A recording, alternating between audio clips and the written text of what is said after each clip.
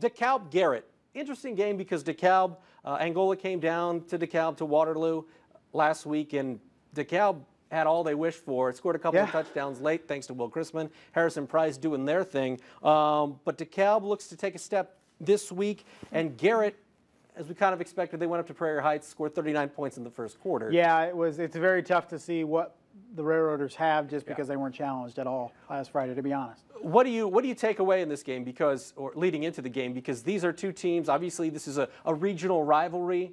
DeKalb beat them last year. Garrett still went on to have an 8-win season last year. How psyched up is this Garrett team to finally get a chance to play the Barons, and how excited, I guess, is DeKalb ready to prove that, hey, you know what, we can win a close game as they did last week, and we can also beat Garrett on a consistent basis? Yeah, I think it's huge for either team because, you know, Garrett gets that win, then they get into that NECC schedule pretty much, you know, undefeated and going, hopefully for them, conference championship year. DeKalb, Harrison Price, Will Chrisman, I mean, they just keep doing it. You know, it's like 2 more touchdowns last week, and all year last year they were, you know, it's like they're one of the few threats offensively that DeKalb has. It seems like consistent threats, yet nobody can stop them.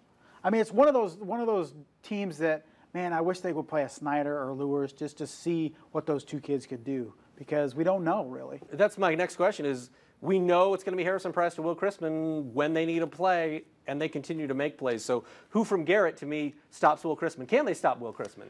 I think you can limit him, you know, a little bit, and I think you kind of take away if you can get some pressure on the quarterback. Obviously, that helps. But it's very tough. It just seems like that kid's automatic for, you know, 8 catches, 100 yards, 2 touchdowns every game. But Garrett, you know, Garrett still to me is an unknown just because they played Heights last week. You don't learn much of anything from that game, unfortunately. Dropped 39 in the first quarter, and they just coast. So it's still kind of week 1 for me for Garrett to seem to figure out exactly what they have. Yeah, Tanner Burns 6 of 7, 109 yards, couple of TDs. He was out early. Jaden Baker rushed 10 times for 84 yards, 3 touchdowns. You're right.